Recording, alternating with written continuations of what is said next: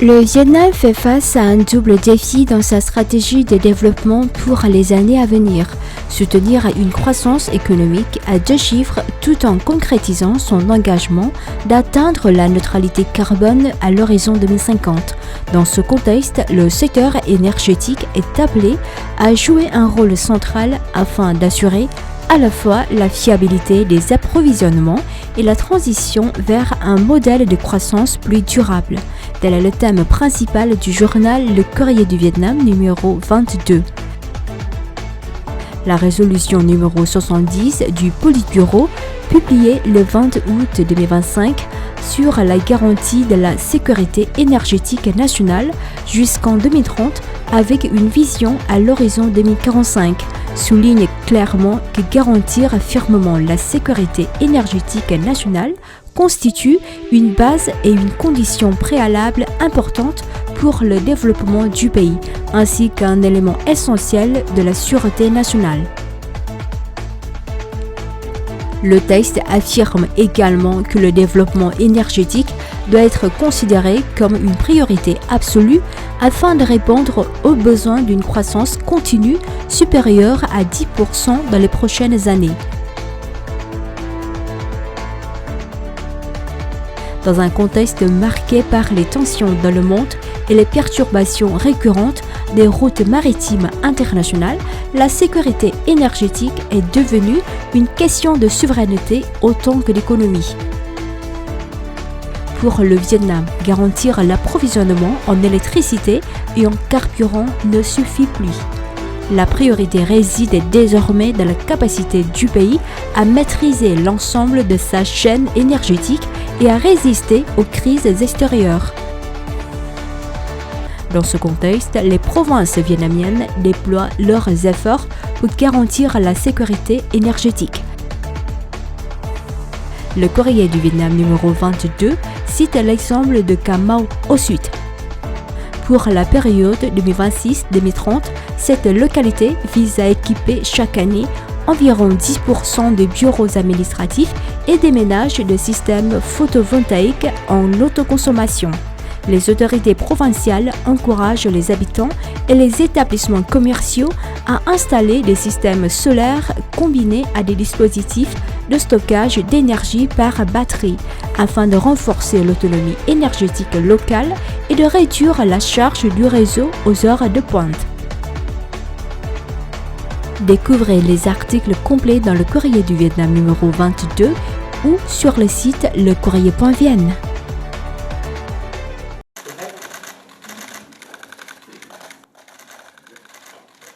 L'ancienne vice-présidente Nguyễn Thị Bình vient de se voir décerner par l'État de Palestine l'ordre de l'Étoile du Mérite en reconnaissance de ses contributions remarquables en faveur de la paix, de la justice, des droits de l'homme et de l'amitié entre les peuples vietnamiens et palestiniens. La cérémonie de remise de cette distinction s'est tenue solennellement à Hanoï avec la collaboration du bureau présidentiel, du ministère des Affaires étrangères et de l'ambassade de Palestine au Vietnam. L'ambassadeur de Palestine au Vietnam, Sadi Salama, a affirmé que Nguyễn Thị Bình incarne le courage, l'intelligence diplomatique et l'esprit de détermination pour l'indépendance et la liberté des peuples. Il a également souligné son soutien constant à la cause palestinienne depuis plusieurs décennies. Prenant la parole lors de la cérémonie, Nguyễn Thị Bình a exprimé son émotion et son honneur de recevoir cette prestigieuse distinction, tout en souhaitant un renforcement continu des relations d'amitié entre les peuples vietnamiens et palestiniens.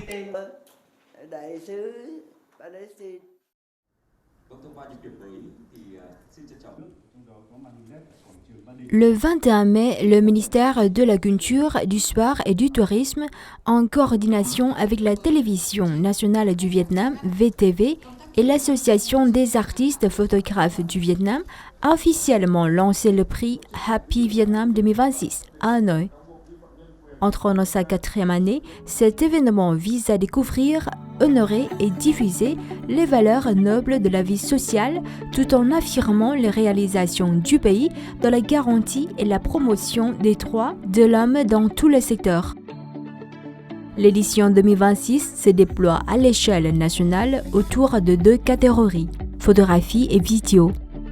Les œuvres soumises doivent garantir leur authenticité, leur valeur artistique et leur portée médiatique. Elles doivent refléter clairement les avancées du développement national tout en transmettant un message positif et humain, en cohérence avec le thème « Le bonheur à partir des choses simples ».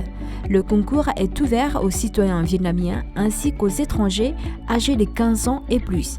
La période de réception des candidatures court de la date de lancement jusqu'au 31 août 2026.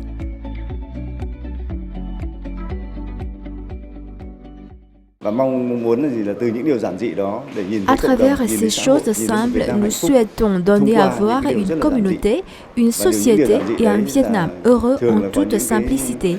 Ces éléments portent en eux des messages forts et créent de la confiance. Une photo vaut 1000 mots, une vidéo vaut bien des films. Nous espérons que ces récits du quotidien deviendront des vecteurs de confiance sociale et communautaire, tout en permettant au monde de croire en un Vietnam résolument optimiste.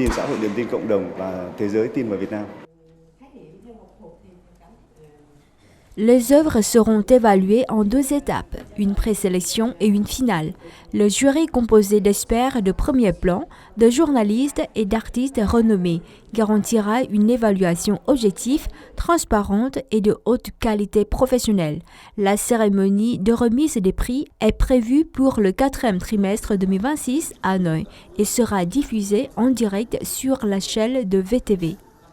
Par ailleurs, lors d'une conférence organisée le matin même du 21 mai, consacrée aux droits de l'homme et à l'information extérieure, les délégués ont rappelé l'importance de la loi sur la cybersécurité. Ce cadre juridique est crucial pour la protection des données personnelles, la sécurité de l'espace numérique et la garantie des droits de l'homme à l'ère numérique.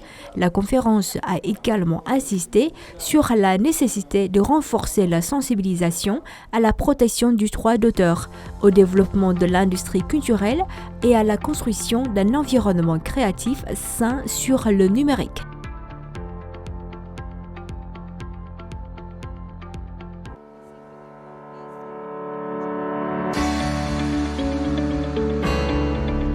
Hanoï, un concours intellectuel destiné aux étudiants vietnamiens du pays et de l'étranger, le concours Idées de Start-up innovantes étudiants APEC Innovation, 2e édition 2025-2026, organisée par l'Institut de recherche et de formation des entrepreneurs APEC, a présenté de nombreuses initiatives illustrant l'esprit de contribution, la pensée innovante ainsi que la volonté d'entreprendre de la jeunesse vietnamienne. Lors de la cérémonie de clôture et de remise des prix qui s'est tenue le 17 mai à Hanoï, le comité d'organisation a indiqué qu'après près de 4 mois de lancement, le concours avait reçu 468 projets entrepreneuriaux proposés par 1338 étudiants issus de 84 universités et collèges à travers le pays. Les projets couvraient 5 domaines: l'agriculture, la santé, la technologie, le tourisme et l'éducation.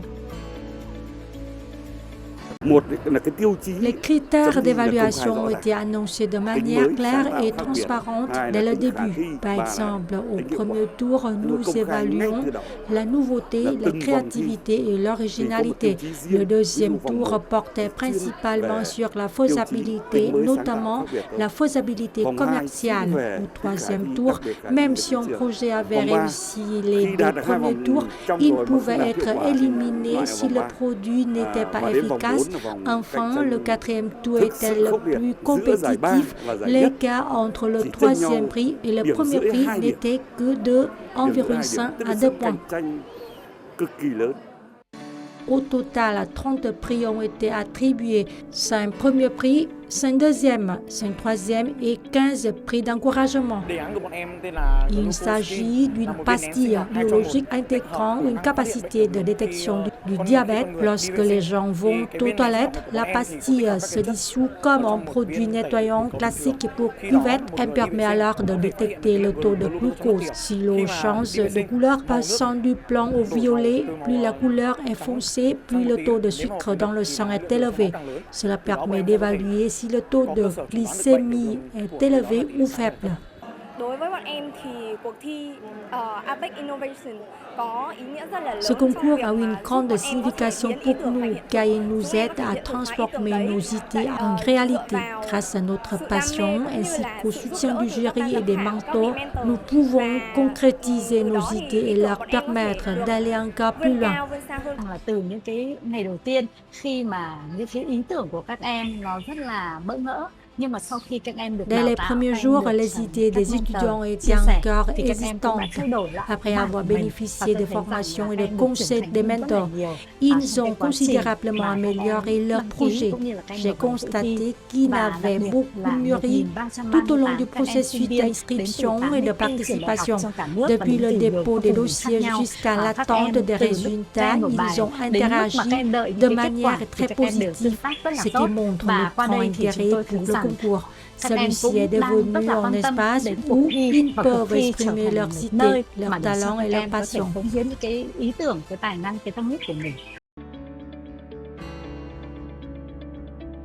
Dans le contexte actuel où le Vietnam entre dans une nouvelle phase de développement nécessitant le renforcement de la science, de la technologie, de l'innovation, de la transformation numérique et du développement des ressources humaines de haute qualité, le concours Idées des Start-up innovantes étudiantes APEC Innovation deuxième édition 2025-2026 contribue à stimuler l'esprit entrepreneurial et créatif en accord avec les orientations de la résolution numéro 57 du Bureau politique sur les percées dans le développement scientifique, technologique, l'innovation et la transformation numérique nationale, ainsi que de la résolution numéro 68 sur le développement de l'économie privée.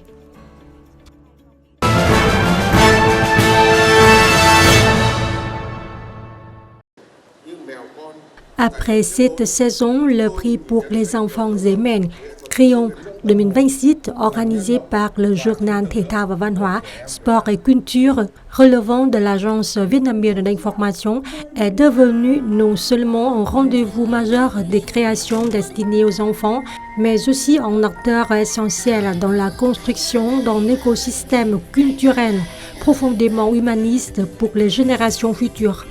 Le moment le plus émouvant de cette édition a sans doute été l'attribution du Grand Prix Chevalier du Crayon au regretté professeur associé, docteur, peintre, réalisateur et artiste du peuple Ngô Mạnh Lân, qui a consacré toute sa vie à l'art pour l'enfance au Vietnam. Des films d'animation comme Chuyện ông Gióng, l'histoire de Gióng, Mèo con, Le petit chat ont accompagné l'enfance de nombreux petits Vietnamiens durant les plus difficiles années du pays. En 6 éditions, le Grand Prix a été décerné à l'écrivain Nguyễn Nhật Ánh 2020, à l'écrivain Trần Đức Tiến 2023, à l'écrivaine Lý Lan 2024 et au musicien Phạm Tuyên 2025. 27 prix Khát vọng dễ mèn, Aspiration du Crayon, ainsi que 4 distinctions du jury ont également été attribuées à des artistes, dont 8 jeunes créateurs. Après 6 saisons, nous avons compris que pour assurer un développement durable de l'art destiné aux enfants, il est indispensable de mener simultanément 2 missions, encourager la création tout en rendant hommage aux valeurs fondamentales patiemment bâties par les générations précédentes. Aujourd'hui, en venant ici, j'ai l'impression de revenir des années en arrière. Je suis profondément émue de revoir les peintures et les croquis de mon mari Mạnh Lân. Toute sa vie a été consacrée aux enfants, de son enfance jusqu'à son dernier souffle.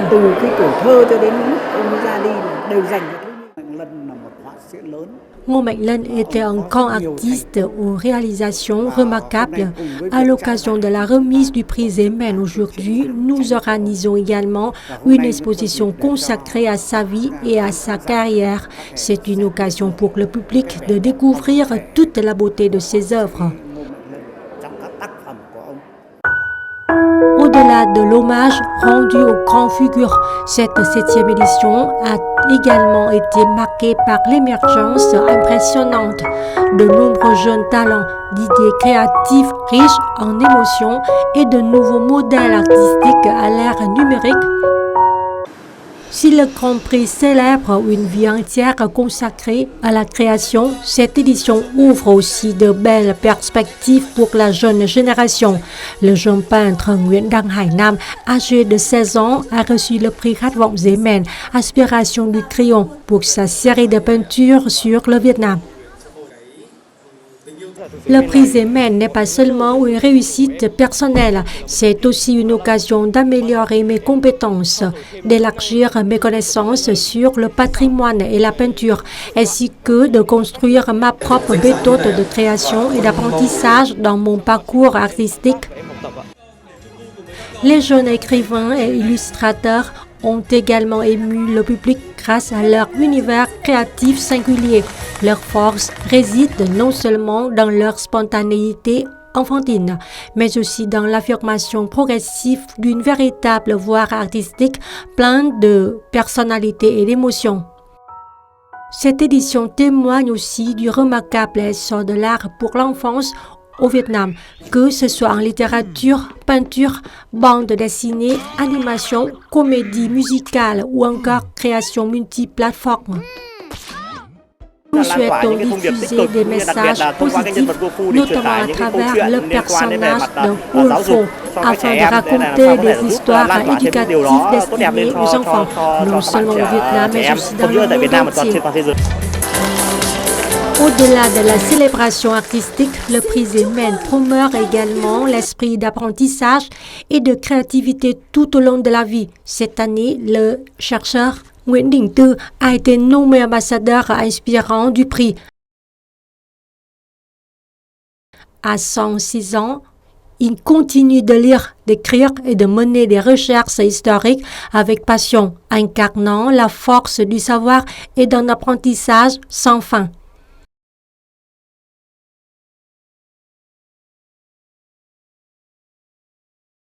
Le prix du Triomphe encourage les écrivains et les jeunes auteurs débutants à créer des œuvres éducatives et porteuses de valeurs humaines. Il contribue ainsi à former une jeune génération utile à la nation.